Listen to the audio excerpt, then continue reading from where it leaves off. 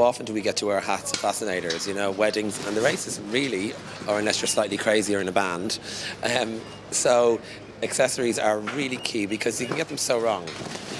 I mean, my sort of tip for accessorising is if you're feeling the need to accessorise, put whatever you want on, and just before you leave the house, take one thing off, and then you'll be cooked. You know, you can overdo it as well. The trends for the season are colour pops, colour blocking, you know, romanticism.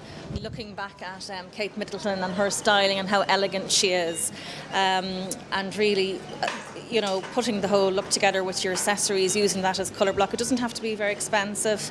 You know, I was looking at some of the ladies here today. They had garments that were, you know, bought on the high street and then accessorised wonderfully. Some of them, you know, they made themselves. And again, as we were saying earlier, we've seen a lot of our own, you know, outfits and brands from Arnotts. And they've just been styled up brilliantly by the ladies. They're amazing. I made my hat about 2.5 years ago at a night course in the Grafton Academy. The cape I bought recently in the last couple of weeks under pressure from my friend who said it would be beautiful for the races in the pop-up shop in Kildare Village.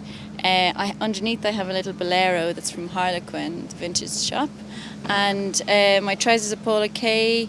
My shoes are LK Bennett. I love the fact that people have moved slightly away from fascinators. I do really like fascinators, but I think with the royal wedding and everything, people have tried to embrace the hat a little bit more. I'm really excited about spending my voucher. Arnotts has a great range of clothes, from everything from mango to designer wear. It's a kind of a unique experience. It's like wedding dressing. You know, you've got to conform to us in a certain way.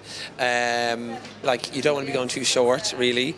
It is technically it's Ladies' Day, but every day at Punchestown is Ladies' Day to do Best Dressed. So you have to marry into some sort of formality, but you also have to stand out. And we like to see a little nod to trend. So I wasn't particularly looking for trend, I was looking more for style.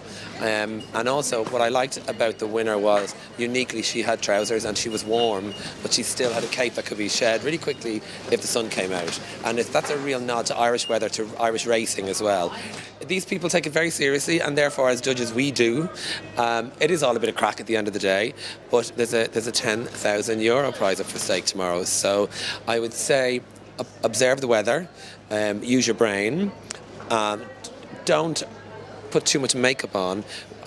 The judges, believe it or not, are looking at makeup and looking at hair and looking at how the hair is dealing with the wind, and if you've got a good haircut it'll deal very well. So I would definitely say observe the weather, have a look at the previous day's winners and what it is and do something completely different to that, because it's stand out that everybody's looking for.